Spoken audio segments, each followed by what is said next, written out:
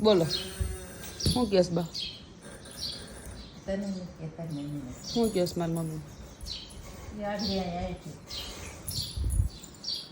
વાળનો growth સારો થઈ ગયો બા હાવ ટાઈલ થઈ ગઈ તેમાંથી વાળ તો જો આવ્યા ઓહો રોજ તેલ નખાયનું પોષણ મળે છે બા હે બા બા હું વાળ દઉં તને ન આવડે એવું કોને આવડે હે હે બા કોને પણ તારી મમ્મીને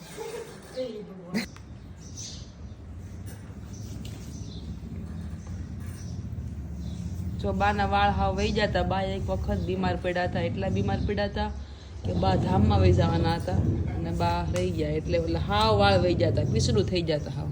એમાંથી જો આ નવો ગ્રોથ આવ્યો જેમ દાંત પડી જાય ને ગઢા થાય તે બા એમ નવા દાંત આવે ને એમાં મારા બાને જો આ નવો જન્મ છે નવા જન્મના નવા વાળ મમ્મી કયું તેલ નાખશે તેલ બતાવી દે એટલે એડવર્ટાઈઝ કરી દઈએ આપણે કંપનીવાળાની તો બા બતાવીશ નિહાર શાંતિ આમલાનું તેલ નાખવામાં આવે છે રોજે બાને અને તમે જુઓ બાનો ગ્રોથ જુઓ ખાલી હા એટલું એવી અંબોડી આવતી એની જગ્યાએ જુઓ પછી આ શાંતિ આમલા તેલનો કમાલ હશે કે મારી મમ્મી પછી તેલ નાખી દેશે બાનો રોજ એનો કમાલ હશે એ તો હવે બધા કમેન્ટ કરીને બતાવજો મસ્ત અંબોડો લેજો બાન કોઈને અંબોડો ગમે નહીં કોઈને અંબોડો ગમે બા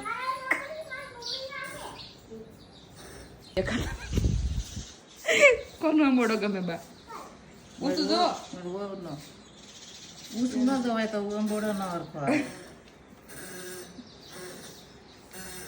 મજા લે ફૂલ મસાજ દે મજા લે અમે આ નકરા કટકા કટકા તે લાંબા થઈ ગયા જોયું તું મેં કીધું બાને હું કહું પેનું નાખો ને ન નાખો ને તો હાલે પણ કે હું હોય એટલે દેખાઈ જાય પાછું જો કોઈ દી બાય બાય જિંદગીમાં કોઈ દી રબર નથી નાખી રીંગ નહોતી નાખી પીનું નહોતી નાખી નીલો